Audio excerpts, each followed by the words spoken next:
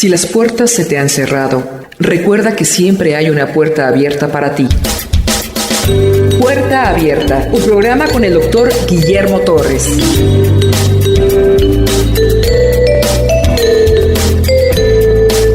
Efesios capítulo 2 nos va a hablar el apóstol Pablo sobre cómo éramos nosotros antes de que conociéramos a Cristo, cómo era nuestra vida antes de conocer a Jesús, cómo estábamos envueltos en delitos y pecados hasta que Él nos regaló su santidad. Si hay algo que debe entender el verdadero creyente, es que debe andar en humildad en el Señor, porque Dios le rescató a él y no a otros cuando estaban muertos. Es difícil pensar que un muerto pueda hacer algo por sí mismo, que un muerto pueda resucitarse a sí mismo, que en un valle de muertos alguien levante la mano y diga: yo me tomo de Cristo. No es posible, porque el que está muerto, está muerto.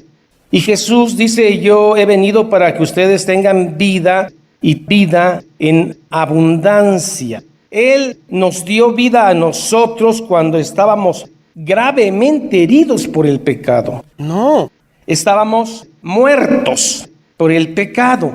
El arminiano dice que el creyente algo pone en su salvación. El arminiano bien intencionado quiere dar vida a la verdad bíblica de que el hombre es responsable de su salvación, pero solamente Dios salva a los que Dios quiere salvar.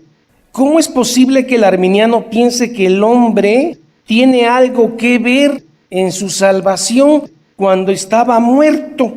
Y un muerto no puede hacer nada. Romanos capítulo 3, verso 10 y Romanos 3, 23. Este es el panorama del hombre antes de conocer a Cristo. Este es el panorama de todo hombre, por más importante que sea en esta tierra, si no ha conocido a Cristo, está muerto. Sea quien sea un evolucionista, sea un socialista, un científico, un secularista, maestro, lo que sea, científico, doctor, si no tiene a Cristo, si Dios no le ha dado metanoia, está muerto. Jesús dijo: dejad que los muertos entierren a los muertos. Esto conjetura que hay muertos que caminan, andantes, muertos parlantes, muertos filósofos, muertos doctores, muertos millonarios, muertos hombres ricos y reyes. Romanos capítulo 3, verso 10. Como está escrito: no hay justo ni uno. Yo a partir de ahora ya no le puedo llamar a una gente que no tiene a Cristo, que sea generosa y bondadosa. Ya no puedo llamarle que es buena, porque no es buena. Sin Cristo nadie es bueno. ¿Cómo se le puede llamar a la viejita que hace panes y le entrega a los pobres? Es una mujer menos mala, pero no es buena. Como está escrito: no hay justo ni aun uno. Jesús dice: no hay ni un justo justificado por sí mismo. No hay quien entienda. No es que sean tontos, sino que están muertos. Todos nacimos muertos espiritualmente. Y hay un momento dado donde Cristo nos da metanoia, nueva criatura, nuevo ser, nueva creación, nuevo hombre. Pero si eso no sucede, están muertos porque nacieron muertos. Nadie nace apto para el cielo, tiene que nacer de nuevo. No hay quien busque a Dios, están muertos. 3:12. Todos se desviaron a una, se hicieron inútiles para Dios, aunque hagan grandes cosas en este mundo. No hay quien haga lo bueno, no hay ni siquiera uno. Sepulcro abierto es su garganta, con su lengua engañan. Veneno de áspides hay debajo de sus labios. 3:14. Su boca está llena de maldición y de amargura. Cuando nacemos de nuevo, este nuevo hombre empieza a luchar contra la carne. Pero la carne tiene todavía su poder en nosotros. Romanos 7. Sus pies se apresuran para derramar sangre y a veces decimos: no debo matar porque termino en la cárcel. O sea que no mato porque no quiero pagar las consecuencias de estar en la cárcel. No porque quiera obedecer a Dios, porque yo de buena gana sí lo mato. Quebranto y desventura hay en sus caminos y no conocieron camino de paz. Todo esto molesta al sentimiento moderno evangélico, donde dicen que nosotros somos pues no tan malos. Cristo nos hizo un poco más buenos porque ya éramos buenos. Nos enseña doctrina y esto molesta al sentimiento moderno. Así como la ira de Dios es un mal tema. ¿Qué va a pensar la gente? Incomoda al sentimiento evangélico actual. No hay temor delante de Dios, pero sabemos que todo lo que la ley dice, lo dice para los que están bajo la ley. Vayamos también a Romanos 3:23. Por cuanto todos pecaron, todos, y la paga del pecado es muerte. Entonces todos los que nacieron después de Adán nacieron muertos espiritualmente. Dejad que los muertos entierren a los muertos que están vivos. Por cuanto todos pecaron y están destituidos de la gloria de Dios, siendo justificados gratis por su gracia mediante la redención que es en Cristo Jesús. Panorama general, ¿qué somos antes de ser de Cristo? ¿Y qué es el mundo con su piedad y misericordia sin Cristo? Pongamos la foto de donde está nuestro retrato. Usted se puede poner ahí y decirle a alguien que se levante, que haga buenas obras. Usted puede ponerse ahí y decirle que resucite. Un arminiano puede decir ahí que el hombre pudo hacer algo para salvarse. Estos somos nosotros antes de conocer a Cristo. Un valle de muertos. No se asuste, eso éramos antes de que Dios nos diera vida, metanoia. Usted puede predicar ahí y alguien puede decir, yo recibo a Cristo en mi corazón. No puede, si Dios no lo resucita. Usted puede pedirle a ellos metanoia, que se arrepientan. No. Usted puede decirles que de ellos nazcan cosas buenas. No, porque del árbol malo solamente da frutos malos. Esto éramos nosotros antes de conocer a Cristo. Estábamos muertos en nuestros delitos, paraptoma, y pecados, amartia. Usted, imagínese, empieza a caminar entre esta masa humana muerta y se da cuenta que algunos de estos cadáveres tienen más tiempo de muertos. Quiero decir que algunos de estos hieden más. Usted se da cuenta que tienen más tiempo de muerto porque está más apestoso y más aguzanado. Sigue usted caminando entre de ellos y se da cuenta que otros huelen menos mal porque tienen menos tiempo de que murieron. Se acerca usted a unos que todavía se le ve la piel íntegra y los toca y aún conservan un poco de calor porque recién murieron. ¿A qué quiero llegar? Niveles de maldad del ser humano. Algunos no desarrollan la maldad tan terrible como un ser humano puede desarrollarla y huele menos mal. Pero hay otros que desarrollan la maldad a tope y esos apestan más. Y hay unos que hasta están calientitos, que no desarrollaron su maldad y tienen virtudes. Por eso no puedo decir que haya gente buena sin conocer a Cristo. Hay gente menos mala, menos putrefacta. Pero todos ellos, el 100% de ellos, independientemente que unos huelan más mal que otros, todos tienen un factor común que es que están muertos. ¿Esto os ofende? Esta es tu realidad sin Cristo. Estás muerto. Pero crees que vales más porque eres menos malvado que otro. Probablemente no desarrollas la maldad como otro, pero estás muerto y vas a entrar en el proceso de putrefacción, porque el hombre sin Dios es cada vez más decadente. Esto es el hombre sin Cristo. Muertos vivientes, muertos en vida, muertos andantes y parlantes, filósofos muertos, ideólogos muertos, científicos muertos, evolucionistas, maestros, doctores, sexólogos, economistas, evolucionistas, vivos muertos sin Cristo. No hay hombre bueno, solo menos malo, menos podrido, pero está muerto. Un hombre justo, justificado por Cristo, es el que Dios lo revivió de ese valle de muertos.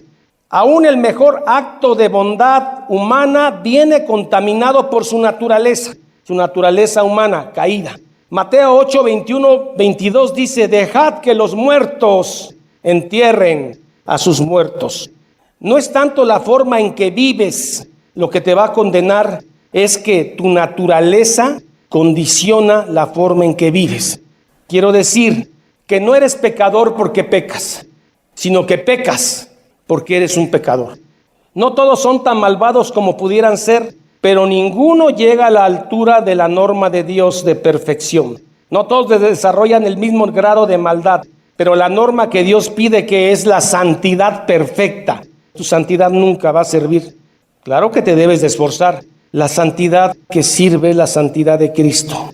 La persona más buena, la persona que lo crió, la persona que se sacrificó por usted, la persona que se dedicó a servir a niños paralíticos, esa persona necesita nacer de nuevo, tanto ella como el peor homicida del mundo. Los dos están muertos.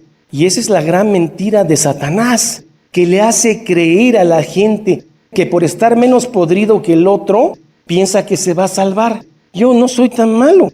No le pego a mi esposa, traigo el gasto, he criado a mis hijos, yo creo que Dios no me va a rechazar. Es una mentira del diablo, que hace que pienses que no necesitas ser resucitado, nacer de nuevo. Si Dios es justo, no creo que me condene, porque no he sido tan malo. Mentira de Satanás. Tanto tú, que estás menos podrido, como el más podrido que ha llegado acá, necesitan arrepentirse, nacer de nuevo, metanoia. No es cierto que el anciano, al ser anciano, se hace más virtuoso, no. El anciano sin Cristo se amarga y vive solo. A este grupo de gente representa a la humanidad. Todos estaban listos para el horno, pero Dios en su bendita misericordia, antes que el mundo fuera, predestinó a unos, los santificó, los glorificará. ¿Es Dios malo? No. Ya estaban muertos, pero Dios escogió a unos, porque Él es bueno. Y esto la gente no lo acepta, porque el hombre quiere tener algo en su salvación. Entiendan, no pueden. Un muerto no puede hacer nada. Una vez que Dios te salva, santifica, haz buenas obras, arrepiéntete de tus pecados. Una vez que estás vivo, que tienes metanoia, ahora sí puede usted entender mejor la realidad de Efesios capítulo 2. Empecemos. Capítulo 2, verso 1 dice: y Él os dio vida a vosotros cuando estabais muertos en vuestros delitos y pecados. Y entonces la gente piensa que Cristo le da vida cuando ellos estaban vivos pecando. No, Cristo le da vida cuando estaban muertos pecando. Y Él os dio vida a vosotros cuando estabais muertos en vuestros paraptoma y amartia. Paraptoma, delitos, es cuando alguien se resbala, se desliza y se aleja. No quiere decir que sean diferentes delitos y pecados, no. Pablo hace los dos para que vean lo grave de nuestra muerte. Y pecado es amartia, 173 veces aparece en el Nuevo Testamento, y quiere decir errar en el blanco. Dios quiere la santidad perfecta, que una flecha llegue al centro, y tú no puedes dar en el blanco a menos que estés en Cristo. En vuestros delitos y pecados, en los cuales anduvistes en otro tiempo. ¿Quiere decir que ahora no pequemos? No está diciendo eso, sino pecábamos estando muertos. Ahora pecamos estando vivos y nos arrepentimos. Pero alguien que está muerto no puede arrepentirse. Pero una vez que estás vivo sí puedes arrepentirte. Cuando Juan el Bautista y Cristo dice arrepentíos, no está diciendo que te arrepientas de tu pecado, sino que metanoia, que cambie tu forma de pensar en cuanto a qué es Cristo. Ahora los que ya están en Cristo se les pide que se arrepientan de sus pecados porque sí están vivos. El problema no es tanto que pequemos en ese sentido, sino que no podemos acertar en el blanco. No pecar es la santidad perfecta. ¿Dios la pide? ¿Usted cree que puede ser santo perfecto? No. La Biblia dice que sin santidad nadie verá a Dios. No es tu santidad, es la de Cristo, que esa sí es santidad perfecta, no la tuya, la que es imputada a ti. Sin santidad nadie verá a Dios. ¿Han visto a esos gritones que mandan a todos al infierno? Y Él os dio vida a vosotros cuando estabais muertos en vuestros paraptoma y amartia. Seguimos. Siguiendo la corriente de este mundo, la ideología de este mundo, el espíritu de la época. La corriente de este mundo tiene principios y valores diferentes al verdadero cristiano. Ideológicamente son diferentes. Un cómico hace un video antes de morir, dice varias cosas que quiere hacer. Dentro de ellas era casarse con su novio. Y la gente abajo ve los comentarios. Ok, qué bueno, qué noble. El mundo tiene otros valores. Para el mundo lo correcto es una cosa y para Dios lo correcto es otra cosa. Y permitir o quererse hacer como el mundo para que entren aquí no es correcto. El que entra aquí es porque ha tenido metanoia o la va a tener. La corriente de este mundo se basa básicamente en 3 ideologías: humanismo, materialismo y sexo pervertido. Humanismo es una doctrina ideológica de hace muchos años. El centro del universo es el hombre. La medida y el fin de todas las cosas es el hombre. Todas las cosas que hay aquí están hechas para el hombre. Y eso entró a la iglesia. Y entonces la iglesia se convierte en un lugar donde la gente puede venir para que Dios puede hacer por él. Humanismo en la iglesia. Se habla del hombre, aquí solo testimonios de lo que eras y ahora lo bueno que eres, y puro hombre, hombre, hombre. Materialismo. Todo se reduce a tener cosas aquí y ahora, como dicen los maestros de la prosperidad. Aquí y ahora. Y no acepto un no, Señor. Y sexualidad. Ahora hasta en las iglesias están casando hombre con hombre y mujer con mujer en iglesias, se supone evangélicas, protestantes. Y están diciendo que los homosexuales, lesbianas y todos estos son hijos de Dios. Cuando la Biblia dice que el Hijo de Dios es el que ha nacido de nuevo, el que ha experimentado la metanoia que Cristo solamente da. Son diferentes ideológicamente. Todos estos instintos Dios los dio, aún la sexualidad, pero Satanás los pervierte. Este mundo y su príncipe tiene un sistema de valores. Este mundo dice qué tiene valor y qué no tiene valor. ¿Cuánto vale actualmente un verdadero predicador en Cristo en este mundo? No es nadie para el mundo, pero para los que somos creyentes es un pastor. Importa todo, menos lo que Dios dice en su palabra. Acepto a Dios y Dios acepta a los homosexuales y lesbianas porque también son hijos de Dios. Si no es lo que yo pienso, es lo que la Biblia dice. ¿Qué te dicen a veces? Primero la salud, ¿eh? No habiendo salud, no hay nada.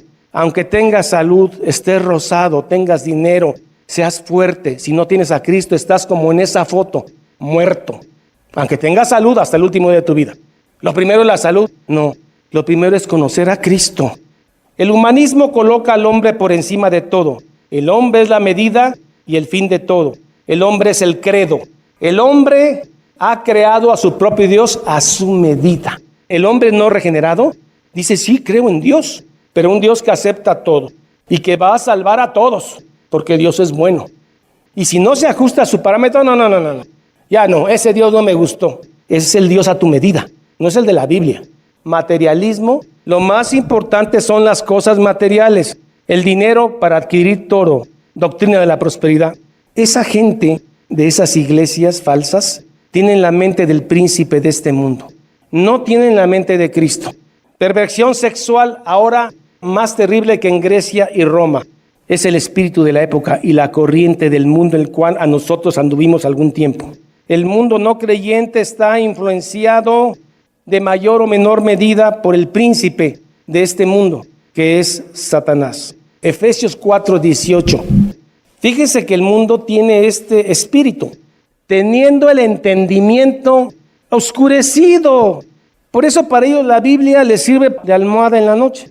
Ajenos a la vida de Dios. Por eso un verdadero creyente muere cantando himnos. Feliz porque se va a su patria celestial, a su morada. Pero el mundo no ve eso, ni lo entiende, ni lo cree. Por la ignorancia que en ellos hay, por la dureza de su corazón no nacido de nuevo. Está muerto. No es que se van a ir al infierno por pecadores, no.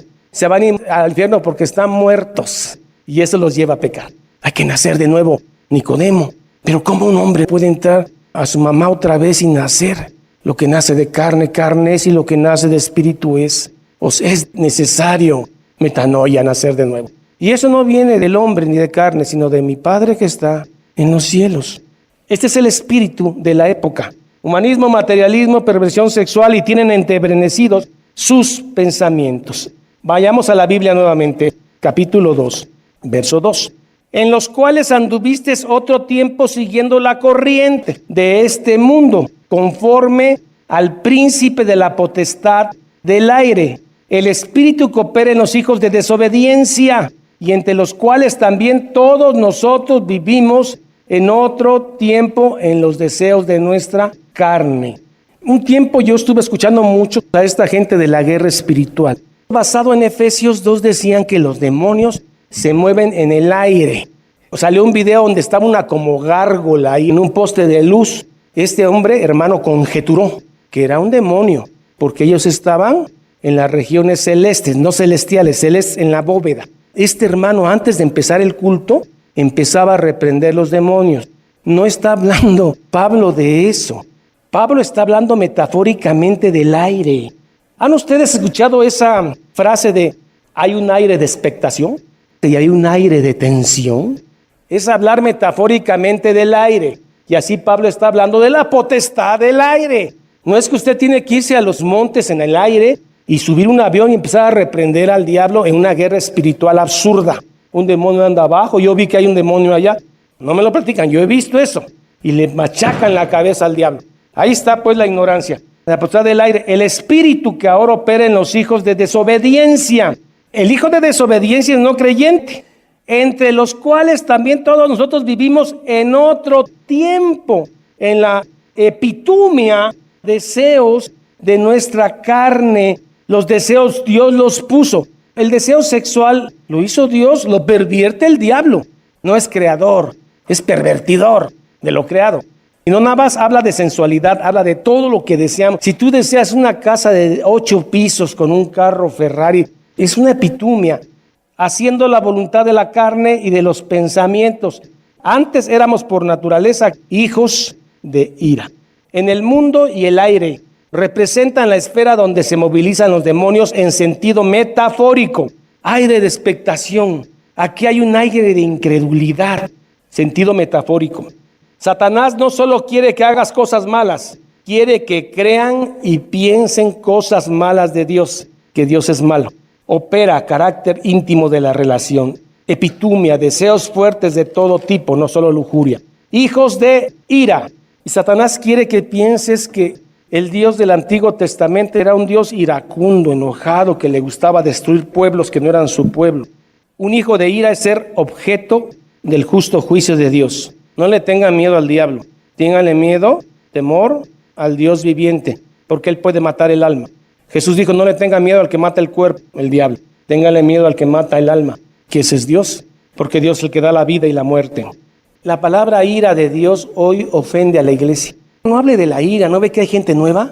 La ira de Dios es evangelístico, porque la ira de Dios es justa. 4 verdades sobre la ira de Dios. La ira de Dios es una garantía para todas las cosas justas. La ira de Dios es una garantía para todas las cosas justas. Hay quienes dicen que todo se paga aquí. Mentira. Hay gente que se va debiendo todo, debiendo dinero, muertes, dolor, sangre. Si no hubiera una ira para ellos, Dios no sería justo.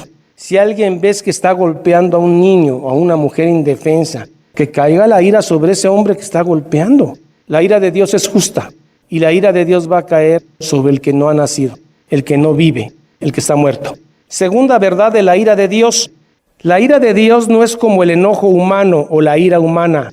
El enojo humano es caprichoso, irritable, autocomplaciente. Cuando tengo ganas de ser bueno y cuando tengo ganas de ser malo, la ira de Dios no es así. La ira de Dios es una fuerza de amor en acción contra el pecado. Dios es tan bueno que todos les va a perdonar su pecado.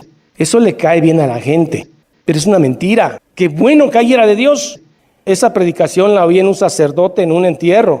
Se levanta el nieto y dice, voy a ver a mi abuelita más adelante. Sí, es una mentira. Ciegos, guiando ciegos. Una tercera verdad sobre la ira de Dios. La ira de Dios es más temida que la maldad de Satanás. Téngale temor a la ira de Dios, no a la maldad de Satanás. Satanás no es soberano. 4. La ira de Dios ya fue satisfecha, ya fue pagada en la cruz de Cristo. Cuando la ira de Dios venga al mundo, como cuando en el éxodo en Egipto, el ángel de la muerte pasó y solamente los dinteles que tenían sangre de cordero, ¿no eran muertos los primogénitos? Cuando Cristo venga, solo el que tenga la sangre de Cristo en su corazón será salvo.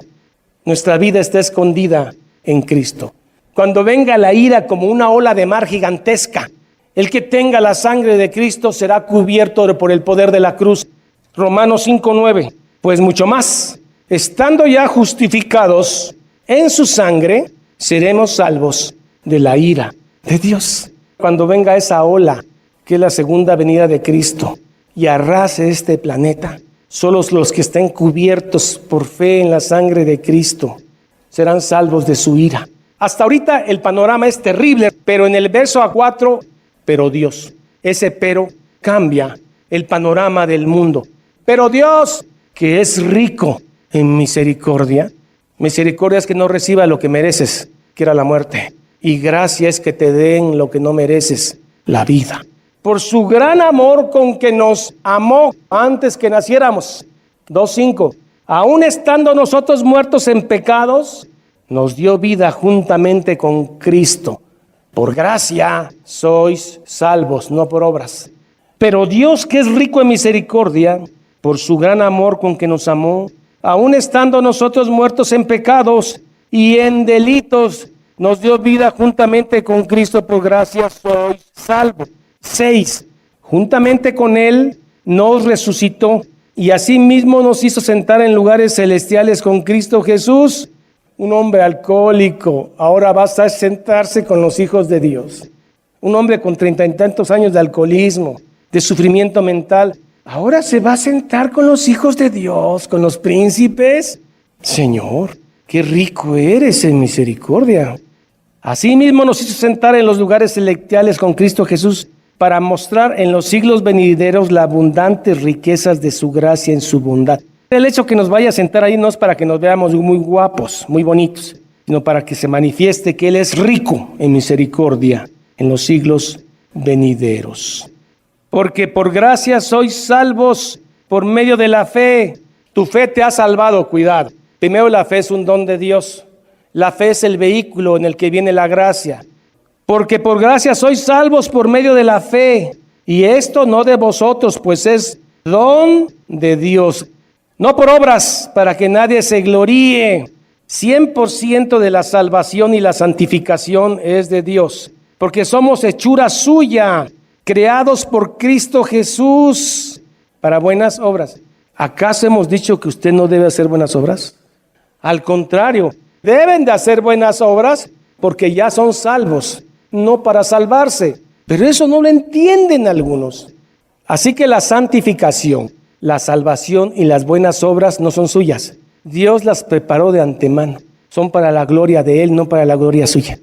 Porque somos hechura suya, creados en Cristo para buenas obras, las cuales Dios preparó de antemano para que anduviésemos en ella. Las buenas obras, la santificación y la salvación son 100% de Dios. No hay nada para la gloria del hombre. Esos hombres que se jactan desde el púlpito y se sienten semidioses no tienen la mente de Cristo. Tienen la mente del humanismo, materialismo y sensualidad metida en la iglesia. Ni los que lo siguen. Si tuvieran la mente de Cristo no lo seguirían, pero están igual. Verso 11. Por tanto, ustedes gentiles de Efesios, acordaos de que en otro tiempo vosotros, los gentiles, en cuanto a la carne, eras llamados incircuncisión por los judíos, llamada circuncisión hecha con mano en la carne. Era el desprecio que los judíos tenían sobre todo pueblo que no conocía a Yahvé. David se refiere a Goliat como ese incircunciso que ha ofendido a nuestro Dios. Verso 12. En aquel tiempo, antes que Cristo viniera a este mundo y antes que viniera a nuestra vida, 5 formas de desprecio del pueblo judío para los gentiles antes que Cristo viniera. 1. Estaban sin Cristo. 2. Estaban alejados de la ciudadanía de Israel. 3. Ajenos a los pactos abránico, davídico, de gracia. Ningún pacto para ustedes, solo para Israel. 4. Vivíamos sin esperanza. Y 5. Vivían sin Dios. Y eso era nuestra vida antes de Cristo. ¿Qué soledad tan infinita? Preguntarle a tu papá, ¿Dios existe? Y tu papá te dice, no existe. Y así viviste sin Dios. 13. Pero ahora, en Cristo Jesús, vosotros que en otro tiempo estaban lejos, habéis sido hechos cercanos por la sangre de Cristo. Porque Él es nuestra paz, que de ambos pueblos hizo uno. De judíos y gentiles hizo un solo pueblo, derribando la pared intermedia de separación. La pared intermedia de separación a la que Pablo se está refiriendo es esta. Aquí está el lugar donde era solo para judíos. El atrio de los judíos. Aquí solo entraban judíos. Y todo este patiezozozote era el patio de los gentiles. Aquí sí podían entrar los gentiles y después hicieron un mercado, cueva de ladrones. Pero esta parte era para que los que están adentro, en un sentido, evangelizaran a estos, los que estaban fuera. Esta pared intermedia la derribó Cristo. Y de dos pueblos que antes había, gentiles y judíos, hizo un solo pueblo. Hechos 2:39. Primer discurso de Pedro. Porque para vosotros es la promesa, y para vuestros hijos, y para todos los que están lejos, por cuanto el Señor nuestro Dios llamare. Ya no están lejos, ahora son cercanos en Cristo. Él abolió la ley sacerdotal, la ley judicial, la ley civil, las fiestas, los ediluvios, los baños, las lunas nuevas, quedaron abolidos en su carne, para crear en sí mismo de los dos pueblos uno solo y un nuevo hombre. ¿Quién es ese nuevo hombre? No es ni judío, ni es gentil, es cristiano. No hay un cristianismo judío y no hay un cristianismo gentil. Ni los judíos ortodoxos son de primera línea, los que se han convertido al cristianismo, y nosotros por ser cristianos gentiles de segunda línea, no. La iglesia de Cristo es solo una. Ya se derribó la pared intermedia. Y al que lo quiere regresar a usted al judaísmo, quiere ponerlo en maldición. Un nuevo hombre que no es judío ni gentil, solo es cristiano.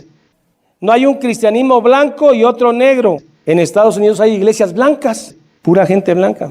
Es anticristiano. Y hay iglesias de puro morenito, afroamericano, y negros y blancos. Eso se me hace de lo más anticristiano. La pared intermedia fue derribada. Verso 17. Vino y anunció las buenas nuevas de paz. A vosotros que estabais lejos, ¿qué pactos teníamos con ellos? ¿Qué promesas? Ahora el pacto de Abraham es para nosotros, de todo tribu, lengua y nación. Y vino y anunció las buenas nuevas de paz a vosotros que estabais lejos y a los que estaban cerca, porque por medio de él los unos y los otros tenemos entrada por un mismo espíritu al Padre. ¿Quién es la fuente de la paz? ¿Cómo se puede tener paz en este mundo? Conociendo a Cristo. Lo que la ley y las ordenanzas no dan, Dios la dio en Cristo. Algo inherente a la maldad es que no da paz. El que hace maldad no tiene paz en su corazón.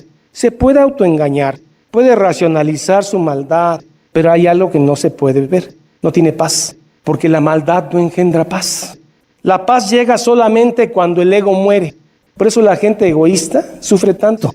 Ya déjese del yo, ve a Cristo, vea que hay otros hermanos sufriendo a un lado. No es que yo.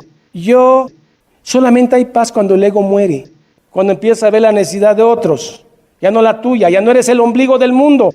El único lugar donde usted puede pedirle a Dios que el ego muera es ante la cruz. Y cuando el ego muere, hay paz. 18, porque por medio de él, unos y los otros, judíos y gentiles, tenemos entrada. Y después se quedó esa palabra, entrada. Era una función. El que presentaba ante el rey un visitante, entrada. Duque de Carabat viene a ver al rey. Tenemos entrada por un mismo espíritu, el Espíritu Santo, al Padre. Ya no sois extranjeros, advenedizos, sino que somos conciudadanos de los santos y miembros de la familia de Dios. Edificados sobre el fundamento de los apóstoles y profetas. No es que los apóstoles y los profetas sean el fundamento, no. Lo que ellos hablaron es el fundamento. Siendo la principal piedra de ángulo Jesucristo. Esa piedra de ángulo era una piedra especialmente diseñada, donde todo el peso del edificio caía, le daba estabilidad al edificio. Ese es Cristo. Esta es una locura para el judío, que ahora Dios tiene un edificio en la tierra. ¿Cómo si antes Dios estaba nada más en el templo? Ahora Dios tiene un edificio en la tierra, y ese edificio está formado por piedras vivas. Va creciendo para ser un templo santo en el Señor. Primera de Pedro 2:5. Vosotros también como piedras vivas. ¿De dónde? Del edificio. ¿Qué edificio? El que está mencionando Pablo. Sed edificados como casa espiritual. ¿A poco Dios tiene una casa acá? ¿Sí? El Espíritu Santo mora aquí en la tierra. ¿En dónde? En cada verdadero creyente. Va creciendo para ser un templo santo en el Señor, en quien vosotros también, ese vosotros somos nosotros, juntamente edificados para morada de Dios en el Espíritu. El Espíritu Santo mora en la tierra, en una casa, los creyentes, edificados para morada de Dios en el Espíritu. Por eso la iglesia no es una organización, es un cuerpo vivo de Dios.